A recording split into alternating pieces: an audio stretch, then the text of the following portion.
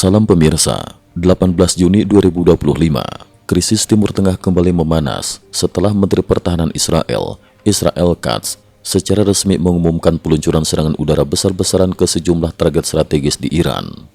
Salah satu target utama yang dikonfirmasi adalah markas besar Dinas Keamanan Dalam Negeri Iran, sebuah simbol kekuatan rezim Teheran yang selama ini dinilai kebal dari serangan eksternal. Dalam waktu hampir bersamaan, laporan dari dalam Iran menyebutkan bahwa akses internet nasional terputus total. Situasi ini memicu kekhawatiran internasional tentang upaya pemerintah Iran untuk mengisolasi warganya dari informasi dunia luar di tengah eskalasi konflik. Pemutusan internet secara luas kerap menjadi indikator bahwa pemerintah sedang menghadapi ancaman atau perubahan besar, baik dari dalam maupun luar negeri. 3 pesawat pemerintah Iran mendarat di Oman, negosiasi atau evakuasi.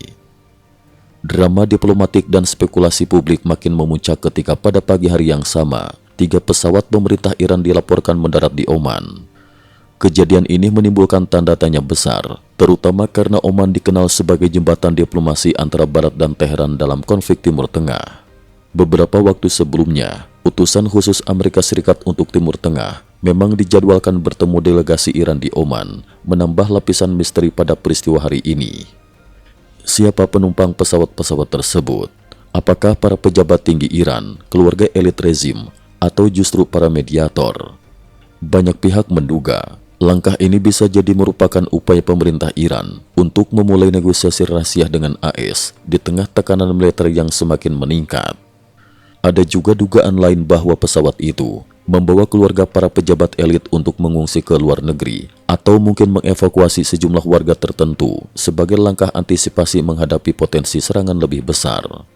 Namun spekulasi tersebut segera ditanggapi secara tegas oleh Menteri Luar Negeri Iran yang kepada jaringan berita Al Jazeera menyatakan, tidak ada satupun pejabat pemerintah yang dikirim ke Oman untuk tujuan negosiasi. Pernyataan ini tidak serta-merta meredam kecurigaan publik, mengingat dinamika politik Iran yang seringkali penuh kerahasiaan. Israel umumkan target akhir, fasilitas nuklir Iran jadi sasaran utama. Konflik antara Israel dan Iran kali ini bukan sekadar balas-membalas serangan, melainkan sudah memasuki fase perang strategis.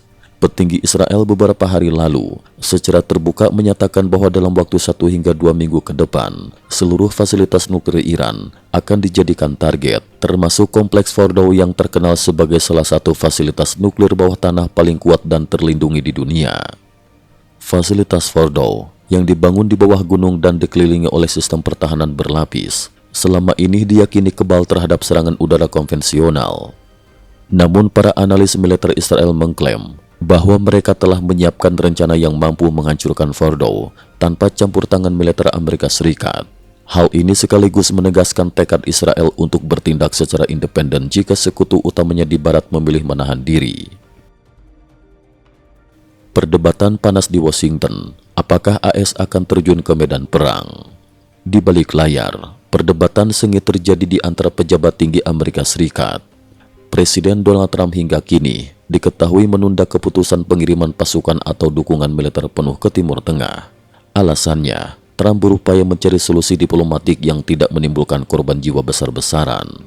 Namun serangan ke fasilitas Fordow dipastikan membutuhkan bom penghancur bunker raksasa buatan Amerika, sehingga jika operasi ini berlangsung, keterlibatan AS secara militer sulit dihindari.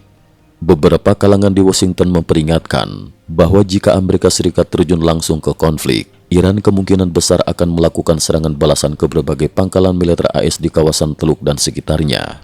Hal ini berpotensi menyeret kawasan ke dalam perang regional yang luas, melibatkan negara-negara besar lain bahkan membuka peluang konflik global. Rencana alternatif Israel, serangan presisi dan perang bawah tanah. Mengutip laporan Wall Street Journal pada 18 Juni, Israel disebut memiliki strategi alternatif untuk menaklukkan Fordow. Seorang pejabat tinggi militer Israel mengungkapkan, Israel dapat menggunakan serangkaian bom penetrasi kecil dalam jumlah besar untuk secara bertahap menembus pertahanan bawah tanah Fordow. Taktik ini mirip dengan operasi militer rahasia yang pernah dilakukan Israel dalam menyingkirkan tokoh penting Hizbullah, Hasan Nasrullah, yang bersembunyi di bunker bawah tanah di Beirut. Selain operasi udara, Israel kemungkinan juga akan mengerahkan pasukan khusus untuk melakukan sabotase atau infiltrasi langsung ke sistem vital fasilitas nuklir Iran. Dengan kombinasi perang elektronik, operasi cyber dan serangan presisi dari udara maupun darat, Israel berharap mampu melumpuhkan sistem pertahanan dan jaringan komunikasi musuh sebelum serangan utama dilancarkan. Tiongkok dan Rusia bergerak, krisis Iran berpotensi menjadi konflik global. Ketegangan semakin meruncing dengan adanya sinyal kuat bahwa dua kekuatan besar dunia, Tiongkok dan Rusia, mulai mengambil posisi. Beijing secara terbuka menyatakan siap turun tangan jika konflik semakin melebar. Sementara Moskow memperingatkan bahwa segala upaya militer terhadap Iran bisa memicu konsekuensi besar di kawasan Eurasia. Meski demikian, hingga berita ini diturunkan, baik Tiongkok maupun Rusia belum mengumumkan langkah konkret. Kesimpulan, titik kritis dunia dalam genggaman Timur Tengah. Konflik Israel-Iran kali ini bukan lagi soal dua negara yang bermusuhan, melainkan telah berkembang menjadi krisis global yang berpotensi menyeret kekuatan besar dunia ke dalam pusaran perang baru.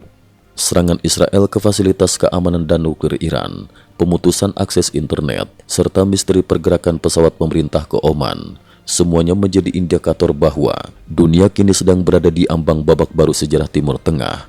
Sebuah babak yang bisa mengubah peta geopolitik global dalam waktu singkat. Apakah aksi-aksi militer ini akan berujung pada negosiasi damai atau justru membuka pintu bagi perang yang lebih luas?